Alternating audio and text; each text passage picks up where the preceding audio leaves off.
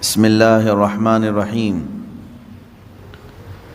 والذین آمنوا باللہ ورسلہ ولم يفرقوا بین احد منہم اولئک سوف یؤتیہم اجورہم وکان اللہ غفورا رحیما یسألک اہل الکتاب ان تنزل علیہم کتابا من السماء فقد سألوا موسیٰ اکبر من ذلک فقالوا أرنا الله جهرة فأخذتهم الصاعقة بظلمهم ثم اتخذوا العجل من بعد ما جاءتهم البينات فعفونا عن ذلك وآتينا موسى سلطانا مبينا صدق الله مولانا العظیم۔ اور وہ لوگ جو اللہ اور اس کے سب رسولوں پر ایمان لائے اور ان میں سے کسی پر ایمان میں فرق نہ کیا، انہیں عنقریب اللہ ان کے ثواب دے گا اور اللہ بخشنے والا مہربان ہے۔ اے محبوب، اہل کتاب تم سے سوال کرتے ہیں کہ ان پر آسمان سے ایک کتاب اتار دو، تو وہ موسیٰ سے اس سے بھی بڑا سوال کر چکے کہ بولے ہمیں اللہ کو علانیہ دکھا دو، تو انہیں کڑک نے آ لیا، ان کے گناہوں پر پھر بچھڑا لے بیٹھے بعد اس کے کہ روشن آیتیں ان کے پاس آ چکیں، تو ہم نے یہ معاف کر دیا اور ہم نے موسیٰ کو روشن غلبہ دیا۔ یہ آیتیں، اس کا تعلق پچھلی آیتوں سے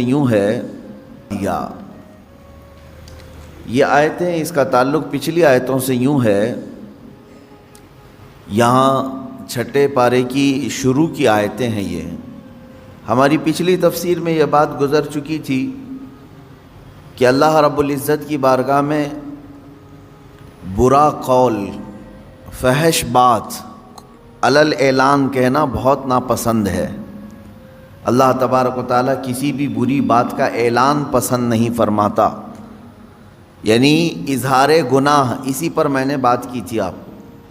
ایک ہے گناہ کرنا اور ایک ہے گناہ کا اظہار کرنا، سب کے سامنے بیان کرنا، تو یہ اللہ تبارک و تعالیٰ کو سخت ناپسند ہے۔ اور پھر یہ کہ نیکیاں جو ہے چھپا کر کے کریں یا پھر دکھا کر کے کریں، دونوں کا اجر اللہ تعالیٰ کے ہاں ہے۔ دکھا کر مطلب دکھاوا نہیں، علل اعلان بھی کچھ نیکیاں ہوتی ہیں، جیسے نماز با جماعت یہ علل اعلان ہوتی ہے، حج کی عبادت علل اعلان ہوتی ہے، سب کے سامنے، نظروں کے سامنے ہوتی ہے۔ تو ان چیزوں میں اللہ تبارک و تعالیٰ دونوں صورتوں میں اجر عطا کرے گا۔ اور پھر آیتیں یہاں پر یہ چل رہی تھی کہ بعض لوگ یہ چاہتے ہیں کہ درمیان کا راستہ نکال لیں، یعنی وہ ٹھیک کافروں میں بھی نہیں بننا چاہتے، ایمان والوں میں بھی نہیں آنا چاہتے، بیچ کا ایک راستہ دیکھنا چاہتے ہیں، سیکولرزم کا، جس میں ان کے اوپر کوئی بلیم نہ ہو۔ یعنی سیدھے سے یوں سمجھ لیں منافقت ہے، اور سیاسی زبان میں کہیں تو کانگریس ہے۔ یعنی ان کو چاہیے درمیان میں، وہ کھل کر کے کسی کے سامنے نہیں ہونا چاہتے۔ تو یہ اللہ رب العزت یہاں یوں ارشاد فرماتا ہے، یہ لوگ جو درمیانی راہ نکالنا چاہتے ہیں، اولئک ھم الکافرون حقا، حقیقت میں تو یہی بڑے کافر ہیں۔ اللہ تعالیٰ فرماتا ہے حقیقت میں، کیونکہ یہ گمراہ کرتے ہیں اچھے لوگوں کو، ان کے جال میں بہت سارے لوگ آ جاتے ہیں، بھولے بھالے لوگ ان کو اپنا سمجھتے ہیں جبکہ یہ آپ کے نہیں ہوتے، اور دوسری جماعت والوں میں بھی کچھ بھولے لوگ ہیں، وہ ان کو اپنا سمجھتے ہیں جبکہ یہ ان کے بھی نہیں ہوتے ہیں۔ تو اللہ تعالیٰ نے فرمایا یہ جو درمیانی راستہ نکالتے ہیں یہ حقیقت میں بڑے کافر ہیں۔ وَأَعْتَدْنَا لِلْكَافِرِينَ عَذَابًا مُهِينًا، اللہ فرماتا ہے ہم نے ایسے کافروں کے لیے ذلت کا عذاب رکھا ہے۔ یہ آیتیں گزر چکی تھیں کہ جو درمیان کا راستہ نکالنے کی کوشش کرتا ہے۔ میں نے آخری تفسیر کی گفتگو میں آپ سے یہ کہا تھا، جو ہیں آپ وہ پورے بن جاؤ، جو آپ ہیں اندر سے وہ پورے بن جاؤ، شرمانا، جھجکنا، کسی سے خوف کھانا چھوڑ دو۔ اگر اندر سے کوئی کافر ہے تو پورا اوپر سے بھی کافر ہو کر کے دکھائے ہیں۔ اگر کوئی اندر سے ایمان رکھتا ہے، اسلام سے محبت رکھتا ہے، تو پورا مسلمان بن کے دکھائے۔ بعض لوگ یہ کہتے ہیں ہم اندر سے ایمان رکھتے ہیں، اسلام سے محبت رکھتے ہیں، لیکن اوپر تھوڑا سا ہمیں الگ کرنا پڑتا ہے، کیونکہ ہم دوسرے لوگوں کے درمیان میں رہتے ہیں، ان کو بھی خوش کرنا رہتا ہے اور ہمارے اللہ کو بھی خوش کرنا رہتا ہے۔ یہ وہ لوگ ہیں جو درمیانی راستہ نکالنا چاہتے ہیں۔ عزیزان گرامی وقار، یہاں پر آپ سب سے میری یہی نصیحت رہے گی کہ جو اس طرح کی خواہشیں کرتا، کوششیں کرتا ہے، وہ ہمیشہ فیل ہوتا رہا ہے، کیونکہ دنیا جس چہرے سے آپ کو جانتی ہے، ان کے سامنے ہزار آپ سیکولر بن لیں، آپ مسلمان ہی رہیں گے، مسلمان ہی ہیں آپ۔ ایسے بہت سارے واقعات ہیں۔ کچھ بیچارے سیاسی لوگ مسجد نہیں آتے تھے زندگی بھر، مسلمان تھے، صرف اس لیے کہ دوسروں کا دل رکھنا ہے، لیکن جب وقت فساد آیا تو ان کی یہ تمام چیزوں کو انہوں نے نظر انداز کر دیا، ان کے گھر کو بھی پھونک دیا، جلا دیا۔ کیوں؟ اس لیے کہ ان کی نظر میں وہ تھا تو مسلمان، اگرچہ نمازوں کے لیے نہیں جاتا تھا، کچھ مشرکین کا دل رکھنے کے لیے وہ پوجا بھی کرتا تھا، لیکن وہ سب انہوں نے خیال میں نہیں رکھا۔ اسی لیے میں کہتا ہوں کہ جو چیز تم اختیار کرتے ہو پورا اختیار کر لو، پورے کے پورے اس چیز میں اتر جاؤ۔ اللہ تبارک و تعالی ہمیں ایمان کامل عطا فرمائے۔ آج جو آیتیں اب میں نے جو تلاوت کی ہیں، اللہ تعالیٰ فرماتا ہے، اور وہ لوگ جو ایمان لائے اللہ پر اور رسولوں پر، اس کے سب رسولوں پر، اور اس کے رسولوں میں کسی میں فرق نہیں کیا ایمان کے معاملے میں، ان میں سے کسی پر ایمان میں فرق نہ کیا۔ دیکھیں، ایمان ہم کو سارے نبیوں پر لانا ہے، ہم کسی ایک بھی نبی کا انکار نہیں کر سکتے۔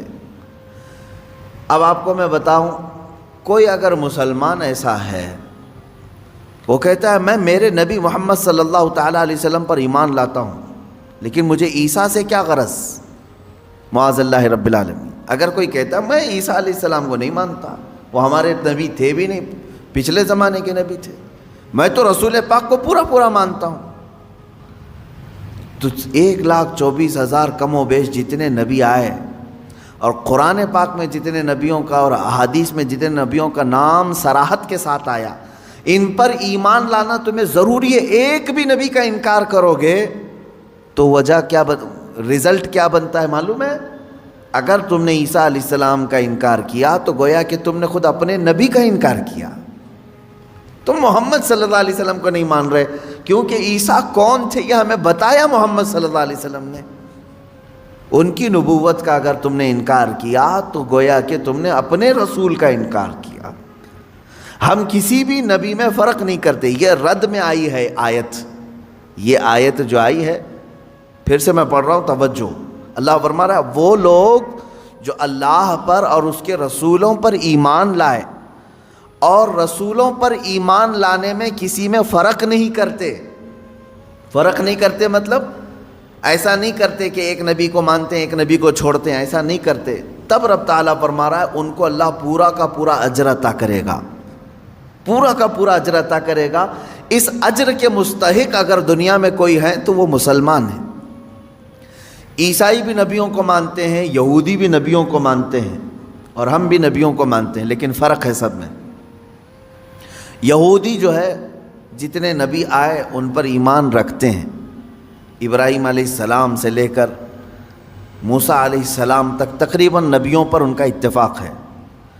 عیسائی جو ہیں کرسچن، یہ بھی تقریباً سب نبیوں کو مانتے ہیں، لیکن دونوں کے ماننے میں فرق ہے۔ یہودی بعض نبیوں کو اس طور پر مانتے ہیں کہ وہ اللہ کے نبی تھے، ہمارے مسیحا تھے، لیکن بعض نبیوں کے بارے میں وہ بہت گمراہی کے عقیدے رکھتے ہیں، جیسے حضرت اسحاق علیہ السلام کے متعلق، بلکہ حضرت ابراہیم علیہ السلام پر ہی انہوں نے زنا کی تہمت لگائی۔ اسحاق علیہ السلام کے متعلق یہ ہے کہ وہ اللہ سے لڑ لیتے تھے، کبھی وہ اللہ کو گراتے تھے، کبھی اللہ ان کو گراتا تھا، معاذ اللہ۔ یہ یہودیوں کا عقیدہ ہے۔ تو نبیوں پر ایمان لانے میں یہ آدھے آدھے ہیں۔ اسی طرح سے عیسیٰ علیہ السلام کو نگلیکٹ کرتے ہیں، بالکل نہیں مانتے۔ کون؟ یہودی۔ عیسائیوں کا بھی حال ان سے کچھ زیادہ اچھا نہیں ہے۔ یہ بنی اسرائیل کے تقریباً نبیوں کو مانتے ہیں، لیکن بعض نبیوں کا یہ بھی انکار کرتے ہیں۔ کیسے؟ یہ تو سب سے بڑے نبی محمد صلی اللہ علیہ وسلم کو ہی نہیں مانتے۔ قرآن کہہ رہا ہے سارے نبیوں پر ایمان جو برابر رکھتا ہے، آدم علیہ السلام سے لے کر حضور پاک صلی اللہ علیہ وسلم تک جتنے نبی آئے، سب پر جو ایمان رکھتا ہے، اولئک سوف یؤتیہم اجورہم، اللہ فرما رہا ہے ان کو پورا کا پورا اجر میں عطا کروں گا۔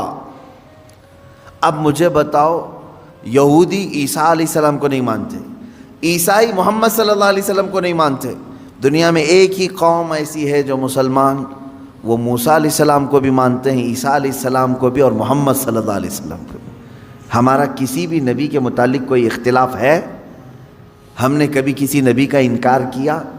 ہم نے آج تک یہ نہیں کہا کہ موسیٰ علیہ السلام یہودیوں کے نبی ہیں، ہم نے یہ نہیں کہا کہ عیسیٰ علیہ السلام صرف عیسائیوں کے نبی ہیں، بلکہ ہم یہ کہتے ہیں کہ 1,24,000 کم و بیش جتنے نبی آئے وہ سب ہمارے نبی ہیں، سب پر ایمان ہے ہمارا۔ اب اس بات کو سمجھ کر کے چلیں کہ اس میں کبھی بھی فرق نہ کریں۔ یہ رد میں آئی ہے آیت ان لوگوں کے جو یہودی اور عیسائی کرتے ہیں۔ اچھا، اب یہاں پر میں ایک بات اور بھی عرض کروں کہ یہودیوں کی کتابوں میں بھی موجود ہے کہ آخری زمانے میں ایک نبی آئیں گے جن پر نبوت کا خاتمہ ہو جائے گا، ان کی صفات بھی بیان کی گئی ہیں، ان کی تعریف میں ساری چیزیں بیان ہیں، یہودیوں کی کتاب میں بھی ہے۔ عیسائی جن کتابوں کو مقدس مانتے ہیں ان میں بھی ہے کہ ایک نبی آنے والا ہے جس کی تمام بشارتیں اس میں دی گئی ہیں۔ ان دونوں سے آپ پکڑ کر کے پوچھو وہ نبی کہاں ہے، کب آئے گا؟ وہ نبی کہاں ہے؟ یہودیوں سے بھی ہم پوچھتے ہیں جس نبی کے آنے کی بشارت تمہاری کتابوں میں ہے، آخر وہ کون ہے، کون سا نبی ہے؟ اگر تمہارے اعتبار سے محمد صلی اللہ علیہ وسلم ہیں تو پھر ایمان کیوں نہیں لاتے؟ تم اپنی کتاب پر عمل نہیں کر رہے ہو۔ عیسائیوں سے پوچھو جس نبی کے آنے کی بشارت عیسیٰ علیہ السلام دے کر کے گئے اپنی کتابوں میں، وہ کون ہے وہ نبی؟ اگر محمد صلی اللہ علیہ وسلم ہیں تو پھر ان پر ایمان کیوں نہیں لاتے؟ اور اگر نہیں مانتے تم کہ وہ بشارت جن کی دے کر کے گئے تھے وہ محمد صلی اللہ علیہ وسلم نہیں ہیں، تو میاں 1400 سال سے زیادہ کا عرصہ، 2000 سال کا عرصہ ہو گیا، وہ نبی اب تک کیوں نہیں آیا؟ یہودیوں سے بھی ہمارا سوال ہے، عیسائیوں سے بھی ہمارا سوال ہے، اس لیے کہ اس سے پہلے اتنا لمبا گیپ کبھی نہیں آیا، 2000 سال ہو گئے۔ یہودی آپ سے بھی ہم پوچھتے ہیں کہ تمہاری کتابوں میں جس نبی کے آنے کی بشارت دی گئی ہے وہ کون ہے نبی؟ اگر محمد صلی اللہ علیہ وسلم ہے تو ایمان کیوں نہیں لاتے؟ اور اگر وہ نہیں ہے تو پھر کون ہے، وہ کب آئے گا؟ اگر عیسائی بھی یہ جواب دیں، ان سے بھی میرا یہی سوال ہے۔ میرے عزیزو، یہاں پر یہ آیت اسی لیے آئی ہے کہ یہ بعض نبیوں کو مانتے ہیں جو ان کی طبیعت میں ہے، اور بعض کا انکار کرتے ہیں جو ان کی طبیعت میں نہیں ہے۔ یہاں سے میں ایک نتیجہ اخذ کر کے آپ سب سے بھی کہنا چاہوں گا، کبھی بھی شریعت کو اپنی طبیعت کے مطابق نہ بناؤ۔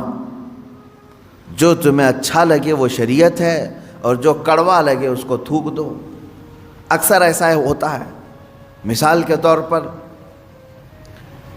مولانا صاحب جب تک آپ کو بیان کر رہے ہیں، آپ کو بہت اچھی لگنے لگی تقریریں ہیں، کیا بولتے ہیں مولانا صاحب، بہت اچھا ہے۔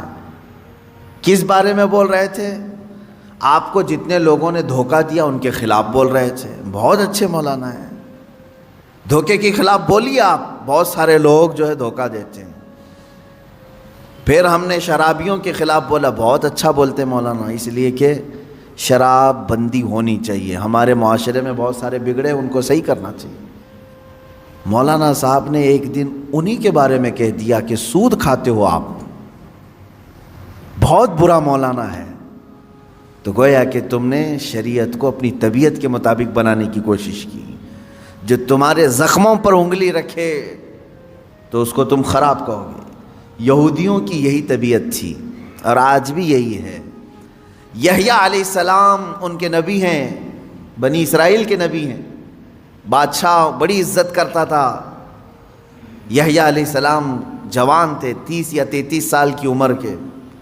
بادشاہ نے ایک بار شادی کی، چند دنوں کے بعد دوسری شادی کی اسی بیوی کی بہن سے. 2 بہنوں کو ایک نکاح میں جمع کر لیا، یعنی 2 بیویاں ہیں لیکن دونوں سگی بہنیں ہیں. یحییٰ علیہ السلام نے فتویٰ دیا کہ شریعت میں 2 بہنوں کا ایک ساتھ رکھنا حرام ہے. اس نے کہا میں بادشاہ ہوں. حضرت یحییٰ علیہ السلام نے فرمایا اللہ سب سے بڑا بادشاہ ہے، قانون اس کا ہے، تم بندے ہو، سب کے لیے ہے یہ شریعت. اس نے دھمکیاں دیں، کہا کہ آپ غلط کہہ رہے ہیں، میرے خلاف مت کہیں. حضرت یحییٰ علیہ السلام ڈٹے رہے، یہاں تک کہ بادشاہ نے یحییٰ علیہ السلام کا قتل کر دیا. آپ کا سر مبارک الگ کر دیا، جسم الگ کر دیا، کاٹ دیا. کس بنیاد پر؟ اس کے زخم پر انگلی رکھا تھا، برائی پر تنبیہ کی تھی. نبیوں کے ساتھ یہودی یہی کرتے رہے. ان کو اگر کسی بات کی تنبیہ کی جاتی تو ان کے خلاف کھڑے ہو جاتے، ان کو مار ڈالتے. کئی نبیوں کا قتل کیا انہوں نے. موسیٰ علیہ الصلوۃ والتسلیم نے کیا کیا؟ زکوٰۃ کا حکم آیا تو سب سے کہا کہ زکوٰۃ دے دینا. قارون جو زمانے کا بڑا مالدار تھا، وہ موسیٰ علیہ السلام کے رشتے میں بھی آتا تھا، اس سے بھی کہا کہ قارون تو اپنے خزانوں کی زکوٰۃ نکال. اب جب زکوٰۃ نکالنے کے لیے دیکھا تو کئی خزانے صرف زکوٰۃ میں جا رہے تھے، حالانکہ اس کو رعایت ملی تھی. اس نے کیا کیا؟ ہونا یہ چاہیے تھا کہ میری اصلاح کے لیے اگر کوئی بیان کر رہا ہے تو میں اپنے آپ کو اصلاح کی طرف لے جاؤں، کوشش کروں بدل لوں. نہیں، دنیا دار کی طبیعت یہ ہوتی ہے کہ جو بول رہا ہے اسی کی زبان کو بند کر دو. اس نے عورت خریدی، پیسے دے کر کے طوائف کو مجمع میں لے آیا اور کہا کہ میں موسیٰ سے سوال کروں گا زنا کی سزا کیا ہے. جب وہ جواب دے رہے ہوں گے تو اے خاتون تو کھڑی ہو کر کے کہہ دینا میرے پیٹ میں موسیٰ کے زنا سے بچہ پل رہا ہے. معاذ اللہ رب العالمین. اتنی غلیظ حرکت، اتنی نیچ حرکت قارون نے کی. کس کے خلاف؟ موسیٰ علیہ السلام کے. سکھا کر کے عورت کو مجمع میں لے آیا. عورت بیٹھی ہوئی تھی. اس نے سوال کیا کہ اے موسیٰ علیہ السلام، اللہ کے نبی ہیں آپ، مسئلہ بتائیں کہ اگر کسی شادی شدہ مرد نے کسی عورت سے زنا کیا ہے تو کیا سزا ہے اس کی؟ کہا رجم کیا جائے گا، پتھروں سے ہلاک کیا جائے گا. اس نے اشارہ کیا عورت کی طرف، اٹھ تو بتا تیرے ساتھ زنا کس نے کیا ہے؟ وہ خاتون کھڑی ہوتی ہے اور کپ کپی طاری ہو گئی، جلال موسوی کو برداشت نہیں کر سکی. اس نے اگل دیا، کہا قارون مجھے پیسے دے کر کے یہاں لایا ہے، پیسے دے کر کے یہاں لایا ہے. اتنا کہنا تھا موسیٰ علیہ السلام کو جلال آیا. آپ نے کہا اے زمین پھٹ جا اور قارون کو اس کے خزانوں سمیت نگل جا. دھسا دیا گیا. وہ تو اللہ کا عذاب تھا اس کے اوپر. میں یہاں پوچھنا چاہتا ہوں موسیٰ علیہ السلام کے ساتھ اتنی گری ہوئی حرکت قارون نے کیوں کی؟ اس لیے کہ نبی نے برائی پر انگلی رکھی، اسے صرف اچھائی کی تنبیہ کی. عزیزان گرامی وقار، یہ طبیعت کبھی اپنی نہ بنانا کہ اگر برائیوں کے خلاف کوئی تمہیں بیان کرے یا نصیحت کرے تو اس کے پیچھے مت پڑ جانا، اس کے پیچھے مت پڑ جاؤ. کوشش یہ کرو کہ وہ برائی ہم سے نکل جائے. آپ زندگی میں کبھی ایسا کرتے ہو؟ ڈاکٹر نے علاج کے دوران یہ کہہ دیا کہ پیٹ میں السر ہے تو ڈاکٹر کے پیچھے پڑ جاؤ کہ اس کا پیٹ پھاڑ کر کے رکھوں گا میں، مجھے کہا کیسے اس نے السر ہے. نہیں، تمہیں معلوم ہے عقل ہے اتنی. ڈاکٹر میری بیماری کو بول رہا ہے، ہو سکتا ہے اندر. اگر ڈاکٹر نے کبھی کہہ دیا تمہیں آپ کو ہارٹ کا پرابلم ہے، بلاکیج ہے، دوڑے دوڑے بھاگتے ہو، کیا علاج کروں ڈاکٹر صاحب بتائیں تو صحیح. کوئی ایک بندہ مجھے بتائیں جو بدلے میں یوں کہہ دے ڈاکٹر تیری ہر نس کو میں پھاڑ دوں گا، تو نے بولا کیسے مجھے؟ میرے بلاکیج ہے نہیں، وہ جب تمہیں کہہ رہا ہے تمہارے اندر بیماری ہے تو تم مان لیتے ہو، ایکسیپٹ کرتے ہو۔ یہی بات ایک عالم دین اور ایک خطیب شرع سے بھی تمہیں اسی طرح کا سلوک رکھنا چاہیے کہ اگر موجودہ خرابیوں اور برائیوں پر وہ تنبیہ کرے، کوشش یہ کریں کہ ان برائیوں کو اپنے اندر سے نکالیں، نہ یہ کہ اس کے پیچھے پڑ جائیں۔ ہمارے بعض علماء نے یہ کہا تھا کہ قوم کا حال یہ ہے کہ پتہ نہیں وہ نیت کرتے ہیں امام کے پیچھے، کیا کہہ کر کے نیت کرتے ہیں معلوم نہیں۔ نماز میں عشاء کی 4 رکعت فرض نماز واسطے اللہ کے، پیچھے اس امام کے، تو اب یہ سمجھ میں نہیں آتا پیچھے اس امام کے مطلب کیا ہے، یعنی صرف نماز میں پیچھے ہے یا پھر پوری زندگی اس کے پیچھے پڑنا ہے؟ میرے عزیزو، داعیان دین اور داعیان حق کے ساتھ انصاف کا معاملہ ہو، یہ میں اپنے لیے نہیں کہہ رہا ہوں، میرے پیچھے پورے پڑ جاؤ کوئی معاملہ نہیں، لیکن جو رسول کریم صلی اللہ تعالیٰ علیہ وسلم کی شریعت طاہرہ اور دین حق کو لے کر تمہارے درمیان آئے، ان کے ساتھ وہی سلوک کرو جو آپ کے جسمانی مرض کے لیے ڈاکٹر کے ساتھ آپ سلوک کرتے ہو۔ انبیاء اکرام علیہ السلام کے ساتھ یہودیوں نے جو سلوک کیا، وہ سلوک آپ نائبان رسول کے ساتھ نہ کریں۔ یہودیوں کو جو باتیں اچھی لگتی تھی وہ لے لیتے تھے، اور جو ناپسند ہوتی تو نبیوں کا ہی قتل کر دیتے تھے، 1 2 نہیں، ہزاروں نبیوں، 10,000 نبیوں کا قتل کیا ہے انہوں نے، تقریباً 10,000 نبیوں کا۔ قرآن میں کئی جگہ پر آیت آئی وَيَقْتُلُونَ النَّبِيِّينَ بِغَيْرِ حَقٍّ، یہ ناحق نبیوں کا قتل کرتے تھے۔ نبیوں کا کام یہ اتنا ہی ہوتا کہ ان کی برائیاں بتا دیتے تھے، یہ غلط ہے۔ تو یہاں آج امت کو بھی میرا یہی پیغام ہوگا کہ اگر تمہاری برائیاں کوئی بتائے تو یہودیوں کی طرح ان کے جان کے پیچھے نہ پڑ جاؤ، بلکہ ان برائیوں کے خاتمے کے لیے مل بیٹھ کر کے لائے عمل تیار کریں۔ اب آگے کی آیت میں پڑھتا ہوں، اللہ تعالیٰ فرماتا ہے، اے رسول، یہ اہل کتاب آپ سے کہیں گے، آپ سے سوال کرتے ہیں کس چیز کا؟ ان تنزل علیہم کتابا من السماء، کہ آسمان سے ہم پر کوئی کتاب اتار کر کے دکھاؤ، آسمان سے ہم پر کوئی کتاب اتار کر کے دکھاؤ۔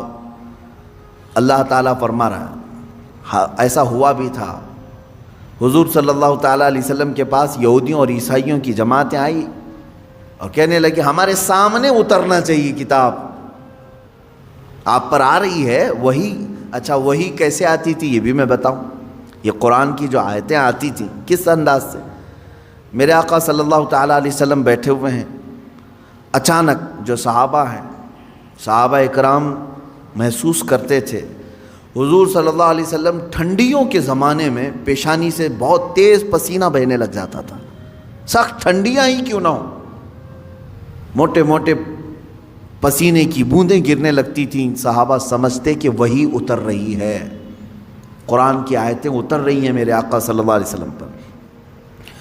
شروع میں حضور اکرم صلی اللہ تعالیٰ علیہ وسلم کی حدیث ہیں، بخاری شریف کی شروعات میں کتاب بدء الوحی میں ہے کہ گھنٹیوں جیسی آواز آتی تھی، سلسلۃ الجرس اس کو کہا گیا ہے، جیسے گھنٹی بجتی ہے اس طرح کی آواز آتی اور قرآن کی آیتیں اتر رہی ہوتی تھی۔ کبھی جبرائیل امین علیہ السلام انسان کی شکل میں آ کر کے بیان کر کے چلے گئے۔ ایک صحابی حضرت دحیہ کلبی رضی اللہ تعالیٰ، اکثر حضرت جبرائیل امین ان کی شکل میں بارگاہ رسول میں آتے تھے، کبھی ظاہری شکل میں آتے، کبھی کسی کو نظر نہیں آتے اور اتار رہے ہوتے قلب مصطفیٰ صلی اللہ علیہ وسلم پر آیتیں اتاری جا رہی ہوتی تھی۔ اب یہ وہی اترنے کا انداز معلوم تو ہوتا، لیکن اترتا ہوا کوئی دیکھتا نہیں سوائے رسول پاک صلی اللہ علیہ وسلم کے۔ تو اب یہ یہودی اور عیسائی آئے اور کہے ایک کتاب ایسے اترنا چاہیے، وہ دکھنا چاہیے ہمیں کہ آسمان سے کتاب اتر رہی ہے۔ تو اللہ تعالیٰ نے فرمایا اے رسول، یہ آپ سے سوال کر رہے ہیں کہ آسمان سے کوئی کتاب اتار کر کے دکھائیں، یہی وہ لوگ ہیں جو آپ سے پہلے اس سے بھی بڑا سوال موسیٰ علیہ السلام سے کر چکے ہیں۔ اس سے بھی بڑا سوال کیے تھے موسیٰ علیہ السلام. کیا کیے تھے؟ وہ پہلے پارے میں بھی آیتیں گزر چکی، یہاں پر بھی ہے. فقد سألوا موسیٰ اکبر من ذالک، تو یہ تو موسیٰ علیہ السلام سے اس سے بھی بڑا سوال کر چکے. کیا؟ فقالوا ارنا اللہ جہرتاً، انہوں نے کہا تھا موسیٰ علیہ السلام سے، یہ یہودیوں، اچھا آپ اللہ اللہ کہہ رہے ہیں بہت، ہم اللہ کو سامنے دیکھنا چاہتے ہیں، دیکھ کر کے ایمان لائیں گے. لن نؤمن حتی نری اللہ جہرتاً، قرآن میں ہے.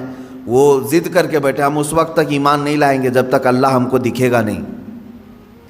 میرے عزیزو، یہ بڑا سوال موسیٰ علیہ السلام سے کیا تھا انہوں نے، موسیٰ علیہ السلام سے. تو ہوا کیا ان کے ساتھ؟ اللہ فرماتا فَأَخَذَتْهُمُ الصَّاعِقَةُ بِظُلْمِهِمْ، اس طرح کا سوال کرنے پر اچانک ایک بجلی چمکی اور اللہ تبارک و تعالیٰ نے ان پر آسمان کو نیچے کر دیا، اتنا کہ اب گرے گا تب گرے گا. خوف کے مارے وہ پورے دہل گئے. سوال کیا کیا تھا؟ ہم ایمان نہیں لائیں گے جب تک اللہ ہم کو سامنے نہیں دکھے گا. تو اللہ تعالیٰ نے بجلیاں بھیجی، کڑک بھیجی، بہت خطرناک قسم کی کڑک، بجلی کی چمک، اور آسمان نیچے پھٹ کر کے آ گیا، سروں پر آ گیا. اللہ نے روک لیا. اب پھر وہ ایسی ضدی قوم تھی، ان کو اوپر سے آسمان یہاں لا کر کے کھڑا کیا گیا. اب بولو ایمان لاتے ہو یا کیا ہے؟ تو قرآن کی آیت ہے لن نؤمن حتی نری اللہ جہرۃ فأخذتکم الصاعقۃ بظلمہم، تو ان کے بجلی نے کڑک لیا، یہ کڑک آ کر کے انہیں گھیر لی. تو پھر کہنے لگے نہیں ہم ایمان لاتے ہیں موسیٰ کے رب پر، ہے اللہ کوئی ہے، اب ضرورت نہیں ہے دیکھنے کی.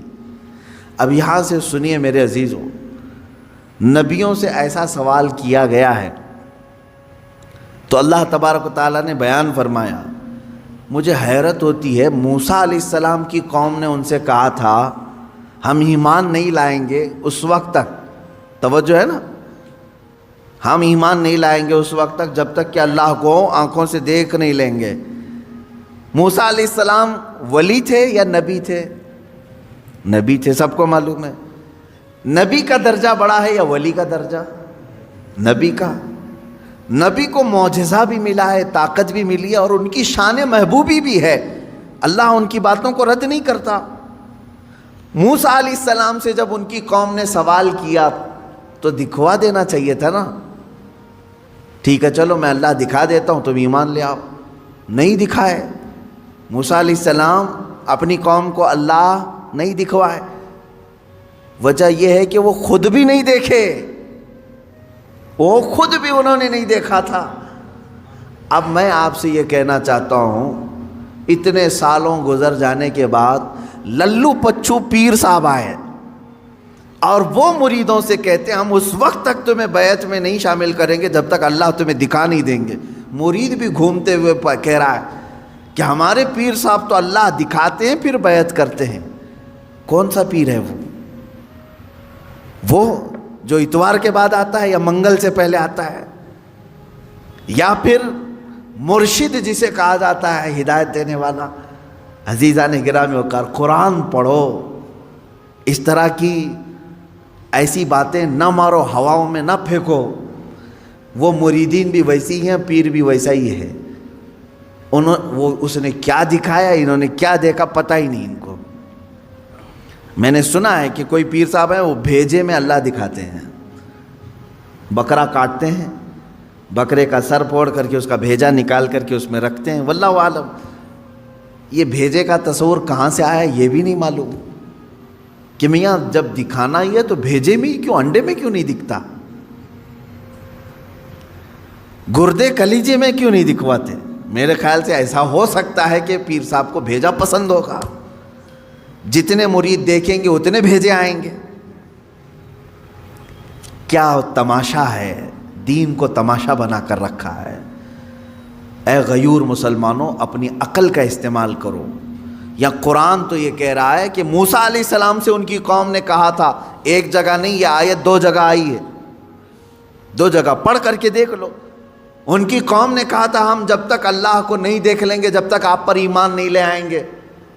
موسیٰ علیہ السلام نبی ہو کر کے اپنی قوم کو نہیں دکھائے، نہیں اللہ دیکھنے والی چیز ہے ہی نہیں۔ قرآن کہتا ہے لا تدرکہ الابصار وہو یدرک الابصار، کوئی آنکھ نہیں ہے جو اس کو گھیر میں لے لے۔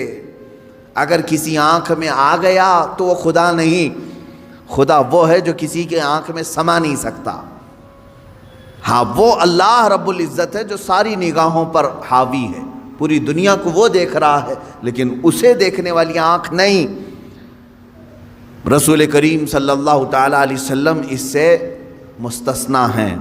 صرف اللہ رب العزت نے میرے نبی صلی اللہ تعالیٰ علیہ وسلم کو اپنا دیدار کرایا، یہ ایکسیپشن ہے، یہ ایکسیپشن ہے۔ وہ زندگی میں ایک مرتبہ حضور اکرم صلی اللہ علیہ وسلم کے ساتھ ہوا بیداری کے عالم میں، لیکن یہاں پر بھی ہم یہی کہیں گے میرے عزیزو، جس وقت اللہ تعالیٰ کو اپنا دیدار کرانا تھا اپنے نبی کو، اس رات خصوصی طاقت ان کی آنکھوں میں ڈالی تب دیدار کرایا ہے، خصوصی طاقت و قوت دی تب دیدار کرایا۔ ورنہ تو بہت سارے صحابہ بھی اختلاف کرتے ہیں اس بات پر۔ صحابہ کی دو جماعتیں، بعض صحابہ کا تو یہ کہنا ہے کہ نہیں، رسول کریم صلی اللہ تعالیٰ علیہ وسلم نے اپنی آنکھوں سے نہیں دیکھا، دل کی آنکھوں سے دیکھا، یہ ماتھے کی آنکھوں سے نہیں دیکھا، اس لیے کہ قرآن کہتا ہے کوئی آنکھوں سے دیکھ ہی نہیں سکتی۔ اس میں حضرت عائشہ صدیقہ بھی ہیں، حضرت عائشہ صدیقہ بھی فرماتی ہیں۔ لیکن حضرت انس رضی اللہ تعالیٰ عنہ جو صحابی رسول ہیں، انہی کے مسلک پر ہم بھی ہیں۔ سب صحابہ اپنی جگہ پر حق پر ہیں، ہم ان کے مخالفین میں سے نہیں ہیں، لیکن انہوں نے اپنا اجتہاد کیا۔ حضرت عائشہ صدیقہ نے کہا کہ نہیں، قرآن کے حساب سے تو ممکن نہیں لگتا کہ کوئی دیکھ سکے، حتیٰ کہ حضور صلی اللہ علیہ وسلم بھی۔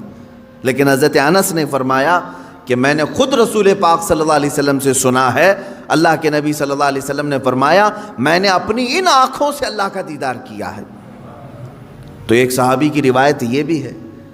تو یہاں سنی ہوئی بات ہے حضور سے، اس لیے ہم اس کو زیادہ قبول کرتے ہیں، اور وہاں حضرت عائشہ کا اپنا اجتہاد ہے، حضور سے نہیں سنا انہوں نے۔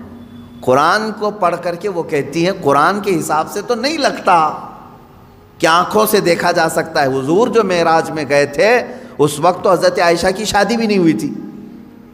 حضور صلی اللہ تعالیٰ علیہ وسلم جب معراج میں گئے تھے، حضرت عائشہ رضی اللہ تعالیٰ عنہ اس وقت تھی ہی نہیں۔ تو یہ تو روایات جو اس وقت موجود تھے ان کی لی جائے گی۔ بہرحال میں یہاں بات یہ کر رہا تھا کہ قرآن میں اللہ تعالیٰ نے فرمایا کہ موسیٰ علیہ السلام سے تو اس سے بڑا سوال کر چکے، اے نبی آپ سے یہ پوچھ رہے ہیں کہ ہمیں آسمان سے کوئی کتاب اتار کر کے دکھاؤ، سامنے سامنے دکھے گی تو ہم ایمان لائیں گے۔ تو اللہ نے فرمایا اس سے بڑا سوال یہ موسیٰ علیہ السلام سے کر چکے کہ ہمیں اللہ دکھاؤ تب ایمان لائیں گے۔ ان لوگوں کا ایک ہی علاج ہے، ان کے دل کے اطمینان کے لیے کوئی چیز نہیں کی جائے گی، ان کے لیے یہ روز ایک ایک چیزوں کا مطالبہ کریں گے۔ اب مثال کے طور پر اگر ہم یہ کہیں کرامت حق ہے، مانتے ہیں کہ نہیں؟ کرامت حق ہے، میں بیان کر رہا ہوں تو میرے ہی پیچھے پڑ گئے، ابھی کر کے دکھا دو، ابھی کر کے دکھا دو۔ اچھا کیا کر کے دکھائیں؟ تو کہیں گے مٹی میں سے تم سونا نکال کے دکھا دو۔ ہاں میاں تم کو جو چاہیے وہی کرامت بھی تم کو چاہیے، سونا نکال کے دکھائیں۔ میرے عزیزو اس طرح کے مطالبے یہودیوں اور عیسائیوں کے ہوا کرتے تھے۔ اب مسلمانوں کا سب سے بہترین عقیدہ کیا ہے؟ الحمدللہ میں آپ کو بتاتا ہوں، تمہاری تعریف میں اللہ نے کیا فرمایا۔ یہ واحد قوم ایسی ہے میرے نبی کی کہ جب میرے نبی نے کہا اللہ ہے تو انہوں نے مان لیا، جب میرے نبی نے کہا یہ قرآن ہے تو اس کی ہر آیت پر ایمان لیا ہے۔ کبھی بھی امت نے یہ نہیں پوچھا کہ اے رسول ہمیں اترتی ہوئی تو نہیں دکھ رہی، آپ کہہ رہے ہیں کیسے مانیں؟ نہیں، مسلمان قوم وہ ہے جنہوں نے کہا میرے نبی نے کہہ دیا تو ہو گیا۔ حتیٰ کہ حضور نے آ کر کے کہہ دیا، کل کی رات میں سفر پر تھا، صحابہ نے ایمان قبول کر لیا، آمنا و صدقنا۔ اسی لیے قرآن جو شروع ہوتا ہے سورہ بقرہ میں آپ پڑھیں گے، شروع کی آیتوں میں اللہ نے تعریف میں فرمایا ھدی للمتقین الذین یؤمنون بالغیب۔ اللہ فرماتا ہے یہ کتاب ہم نے اتارا ہی ہے ان لوگوں کے لیے جو غیب پر ایمان رکھتے ہیں۔ یہ کتاب ہدایت ہے ان لوگوں کے لیے جو غیب پر ایمان رکھتے ہیں۔ آج تک مجھے بتاؤ، برسوں سے آپ نماز پڑھنے کے لیے آ رہے ہیں، مسجد میں آ رہے ہیں، کبھی آپ نے امام صاحب سے جا کر کے پکڑ کے پوچھا کہ امام صاحب آپ اللہ اکبر کہہ کر کے جھکاتے ہیں سجدے میں، کبھی یہ تو بتاؤ ہے کہاں اللہ؟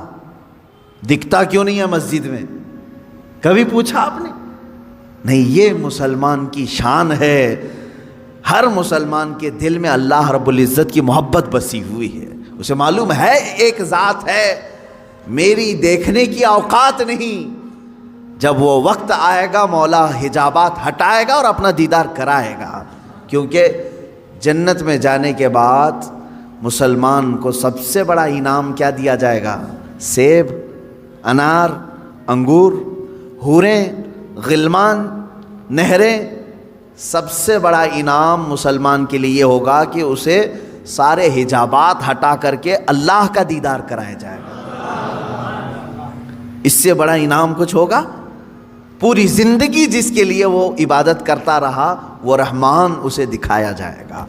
بلکہ قرآن کہتا ہے وجوہ یومئذ ناظرہ الی ربہا ناظرہ، اس دن کچھ چہرے ایسے چمک رہے ہوں گے، دمک رہے ہوں گے۔ یہ سورہ قیامہ کی آیت ہے، کچھ چہرے چمک رہے ہوں گے، دمک رہے ہوں گے۔ کیوں مولا؟ الی ربہا ناظرہ، اس لیے کہ وہ اپنے رب کے پاس رب کو دیکھ رہے ہوں گے، اس لیے کہ وہ براہ راست اپنے رب کا دیدار کر رہے ہوں گے، ادھر رب کو دیکھ رہے ہوں گے اور چہرے چمک رہے ہوں گے۔ وہ وقت آئے گا جب تمہیں دیدار کرایا جائے گا، لیکن دنیا میں اس طرح کا مطالبہ کرنا بیجا ہے، نہیں کرنا چاہیے۔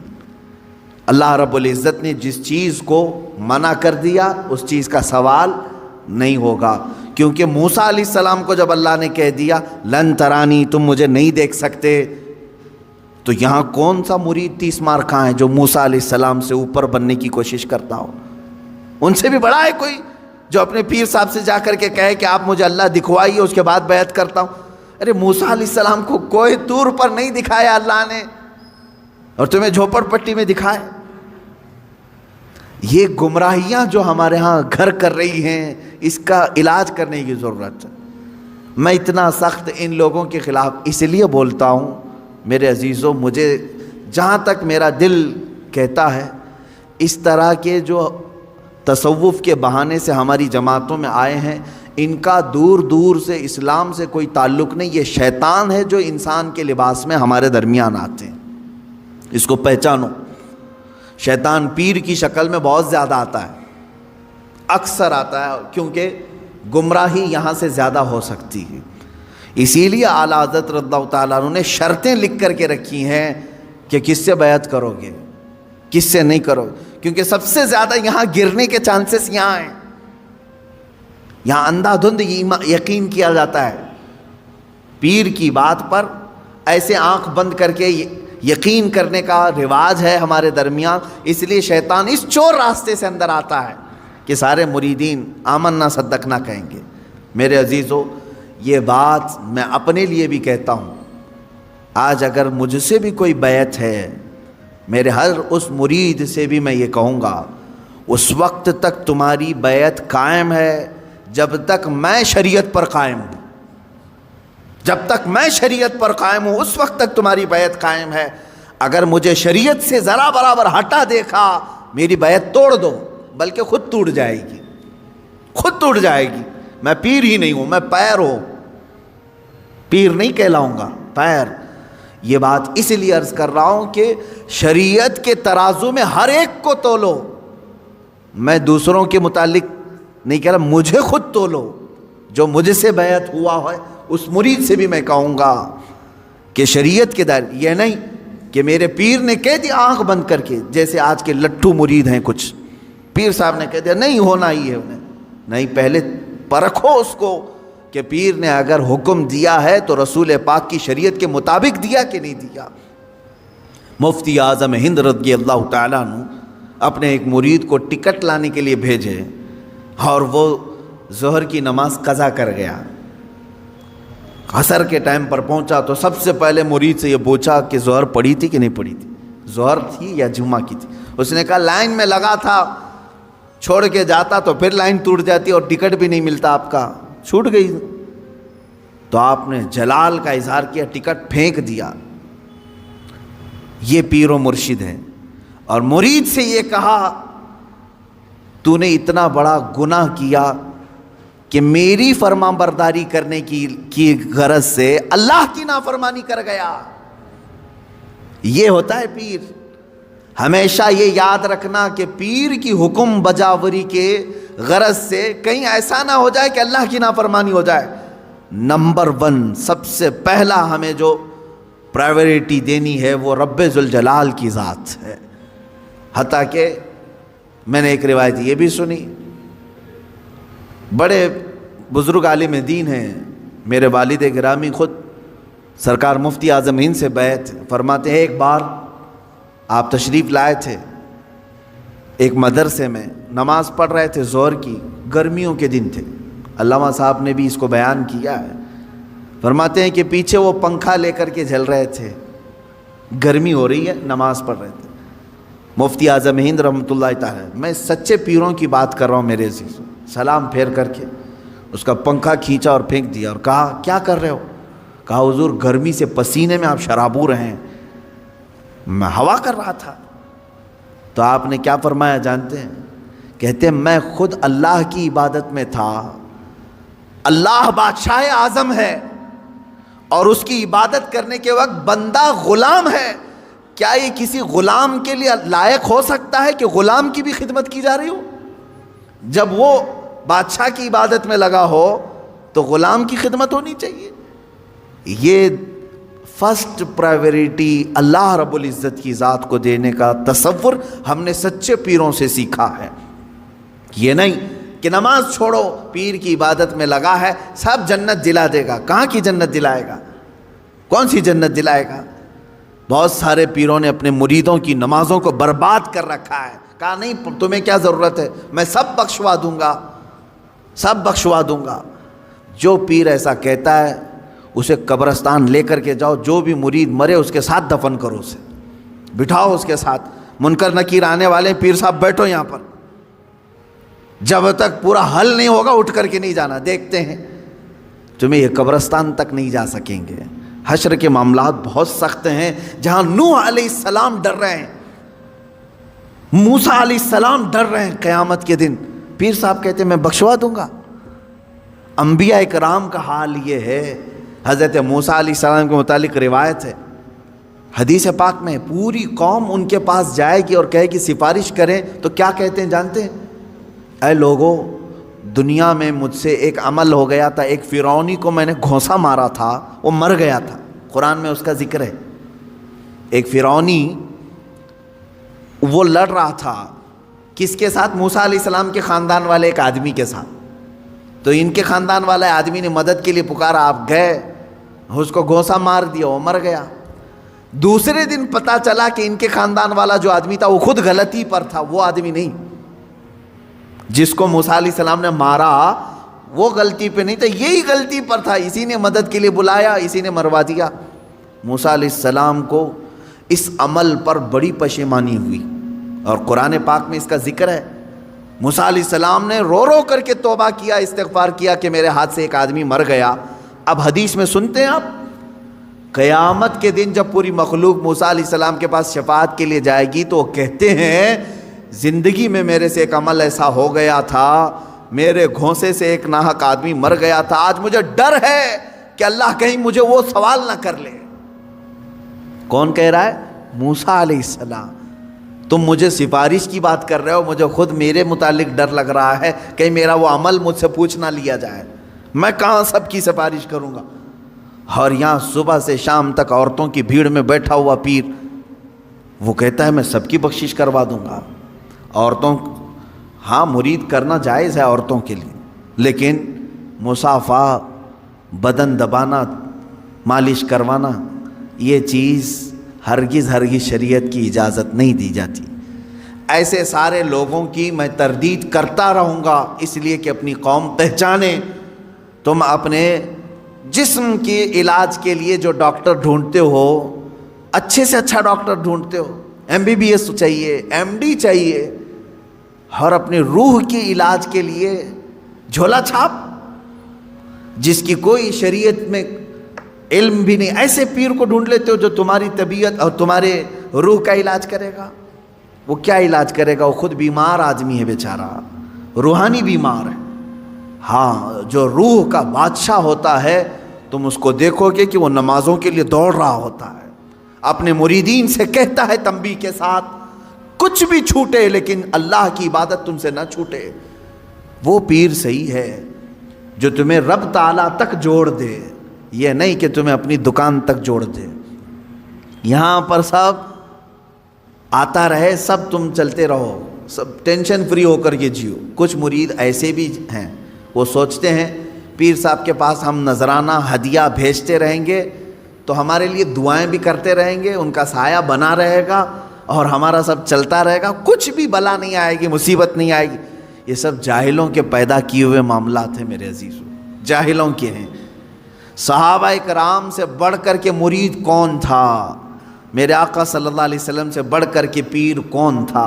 اس کے باوجود رسول کریم صلی اللہ تعالیٰ علیہ وسلم سے صحابہ کرام کے اتنے گہرے تعلق کے باوجود مجھے بتائیں کبھی کسی صحابی کو حضور نے کہا ہو چھوڑ دو نمازیں، میں ہوں نا؟ کسی سے کہا ہو؟ عام صحابہ کی تو بات تو چھوڑیں، حضور نے خود سیدہ کائنات فاطمہ الزہرا رضی اللہ تعالیٰ عنہ سے کہتے ہیں، اے فاطمہ، کیا کہتے ہیں؟ اعملی لا اغنی عنکی شیئا، تو اپنے عمل میں پوری ہو، سارے عمل پوری کرتے رہنا، یہ مت سوچ کر کے بیٹھنا کہ میں تیرے لیے سب کچھ کر دوں گا، میں تیرے لیے سب کچھ کر دوں گا، یہ سوچ کر کے عمل سے دور نہیں ہونا۔ حضرت فاطمہ کو جب حضور یہ کہہ رہے ہیں تو کون سا پیر ہے جو اپنے مریدوں کو نماز کی چھٹی دے رہا ہے؟ آؤ سب قوالی میں بیٹھو، نماز معاف ہو جائے گی، ہے؟ آؤ یہاں گانے باجے بھنگڑے لگتے رہیں، تمہاری نمازیں جاتی رہیں۔ معاذ اللہ رب العالمین، ان شیاطین الانس کو سمجھیں جو انسانوں کے شیطان ہیں، انسانوں میں سے آئے ہوئے شیطان ہیں جو در حقیقت اس راستے سے اللہ سے بندوں کو دور کر رہے ہیں۔ بات میری یہاں چلی تھی کہ یہودیوں اور عیسائیوں کے معاملات، کہ یہ نبیوں سے ایسی چیز کا سوال کرتے تھے کہ ہمیں اللہ دکھائیں، سامنے دکھائیں تب ہم ایمان لائیں گے۔ اس کے رد میں نے یہ پیروں کو لیا، باقی میری بات دور تک چلی گئی۔ ایسا مطالبہ کبھی اپنے پیر سے بھی نہ کرو، کیونکہ یہ جائز نہیں ہے، یہ جائز نہیں ہے۔ آپ کبھی یہ مطالبہ نہ کرو اپنے پیر سے کہ ہمیں ابھی جنت دکھاؤ کیسے دکھ رہی ہے، دوزخ دکھاؤ کیسے دکھ رہی ہے، تب میں آپ کا مرید ہوتا ہوں۔ ان کے بس اور اختیار میں یہ سب چیزیں نہیں دی گئی ہیں۔ موسیٰ علیہ السلام کو اللہ تعالیٰ نے یہ چیز نہیں دی تو پھر کسی اور پیر کو کیوں دے گا؟ یہ تمام چیزوں کا مطالبہ نہیں ہونا چاہیے۔ اس کا سیدھا سا جواب ہے، اگر ہمارے پاس کوئی آتا ہے تو ہمارے ایک بزرگ عالم دین ہیں، انہوں نے بیان کیا تھا، ایک صاحب آئے اور علاج کے لیے مولوی صاحب یا عامل صاحب یا یہی پیر صاحب، چندہ چھاپ پیر صاحب، ان کے پاس آئے اور کہا کہ حضرت فلاں فلاں چیز ہے، علاج ہونی چاہیے، آپ بتائیں کیا خرچہ آتا ہے؟ تو بہت سارے لوگ یہ عرسوں کے یا بزرگوں کے ناموں کی عدد کے اعتبار سے بہت زیادہ خیال کرتے ہیں، جیسے 11ویں کے 11 روپے رکھ دو، 12ویں کے 12 روپے رکھ دو یا 1200 رکھ دو۔ یہ بزرگوں کے عرسوں کے دن وغیرہ کو لے کر کے یا ان کی تعداد کو لے کر کے تھوڑا سا بہت سارے عوام میں رواج ہے۔ پیر صاحب نے اس کو کیا کہا کہ تیرا علاج ہو جائے گا، 1,24,000 نبیوں کے نام کے حساب سے نذرانہ رکھ، 1,24,000 نبیوں کے نام پر نذرانہ رکھ، تیرا علاج ہو جائے گا، ڈرنے کی ضرورت نہیں۔ اگر تمہارے ساتھ بھی ایسا ہو اتنا بڑا نذرانہ، تو پیر بھی جو ہے ڈیجیٹل پیر ہے، مرید ہے اس زمانے کا۔ تو اس نے کہا بالکل حضور، آپ ایک ایک نبی کا نام پڑھتے جائیں، میں 1-1 روپے ڈالتا جاؤں گا۔ کہاں سے پڑھیں گے پیر صاحب؟ کیونکہ نہ قرآن میں ان کے پورے نام آئے ہیں نہ حدیث میں پورے نام آئے ہیں. صرف حضور نے بتایا ہے کہ 1,24,000 نبی آئے تھے. تو پیر صاحب نے کہہ دیا 1,24,000 نبیوں کے نام پر نذرانہ رکھ دے, 1,24,000 روپے تیرا علاج ہو جائے گا. مرید نے بھی کہا کہ حضور ٹھیک ہے, ایک ایک نبی کا آپ نام بولتے جائیں, میں ڈالتے جاؤں. زیادہ سے زیادہ وہ پیر صاحب 12 یا 13 نبیوں تک پہنچ سکے, اتنے نام یاد تھے. 12 روپے ملے اور کیا ملیں گے. عزیزان گرامی وقار, اس طرح کے مطالبے بھی کسی پیر سے نہ ہوں, اور اس طرح کے سوالات جو یہودی کرتے تھے. حضور صلی اللہ علیہ وسلم سے آ کر کے کیا کہا, کتاب اترنا چاہیے ہمارے سامنے تب ہم ایمان لائیں گے. موسیٰ علیہ السلام کی قوم جا کر کہہ رہی اللہ دکھنا چاہیے ہمیں تب ہم ایمان لائیں گے. تم اس طرح کے مطالبے ہرگز نہ کرو, جو ان کے بس میں نہیں ہے ایسی چیز نہ پوچھو. اللہ تبارک و تعالیٰ نے آپ کو خیر امت بنایا, یہ سب سے بڑی تمہاری فضیلت ہے کہ آج تک آپ نے کبھی کسی سے مطالبہ نہیں کیا میں مسجد اسی وقت جاؤں گا جب مسجد کے محراب میں مجھے اللہ دکھے گا. کبھی ہم نے مطالبہ نہیں کیا, بلکہ ہم بغیر دیکھے ایمان بھی لاتے ہیں اور سجدے میں بھی جاتے ہیں. ہم نے قرآن کو اترتے ہوئے دیکھا ہے کسی نے؟ آسمان سے آ رہا ہے, جبرائیل لا رہے ہیں, کسی نے دیکھا نہیں. لیکن آج تک اس امت نے کبھی سوال نہیں کیا اپنے نبی سے کہ اترتی ہوئے دکھے ہمیں آیتیں تب ایمان لائیں گے. نہیں, اے رسول پاک آپ کی زبان سے نکلے یہی ہمارے لیے ایمان ہے. حضور اکرم نے فرما دیا یہ اللہ کی طرف سے ہے, یہی ہمارے لیے کافی ہے. اسی طرح عقیدہ یہی رکھو کہ بہت ساری ایسی چیزیں جو ناممکن ہیں ان کا سوال جائز نہیں ہے. اللہ تعالیٰ نے آگے یوں فرمایا کہ ایسے سوالوں پر اللہ کا عذاب آتا ہے, کڑک آتی ہے, بجلی آتی ہے, اور ایسے سوالوں کے کرنے والوں کو اللہ تبارک و تعالیٰ ہلاک فرماتا ہے. آگے کی آیتیں یہ ہے, اللہ فرماتا ہے ثم اتخذوا العجل من بعد ما جاءتهم البینات, پھر ان لوگوں نے بچھڑے کو ایسا بنا لیا. یہ یہودیوں کے متعلق یہ ہے کہ موسیٰ علیہ السلام کی قوم جو ہے گمراہ ہو گئی تھی, اس پر میں گفتگو کروں گا کل انشاءاللہ, کہ یہ بچھڑے کو اپنا معبود بنا کر کے اس کی پوجا میں ایسے لگ گئے جبکہ ان کے پاس روشن دلیلیں آ چکی تھی کہ اللہ ہے. آسمان اتار کر کے نیچے تک دکھا دیا اللہ نے, پھر بھی بچھڑے کے پیچھے لگ گئے, یعنی ان کے سروں تک آسمان آ گیا تھا. یہ ایسی بات نہ سمجھیں آپ چھت خالی تڑکے تو آپ بھاگ جائیں گے, آسمان نیچے آ جائے تو کیا کرو گے, کہاں جاؤ گے؟ آسمان ہی نیچے سروں تک آ گیا تھا. اتنی بڑی نشانی اللہ نے دکھا دیا, اللہ ہے, پوری طاقت ہے. اور جب آسمان پھر چلا گیا ان کی توبہ کے بعد, پھر بچھڑے کی پوجا میں لگ گئے. اللہ فرماتا ہے اتنی بڑی نشانی دیکھنے کے بعد بھی یہ قوم گمراہ ہو رہی ہے. آج میں یہی کہوں گا کہ اللہ رب العزت کی آج بھی نشانیاں موجود ہیں, اور اس کے باوجود آج بھی بچھڑے بچھڑیوں کے پیچھے لوگ پڑے ہوئے ہیں. اللہ انہیں بھی ہدایت عطا فرمائے. وآخر دعوانا ان الحمد للہ رب العالمین.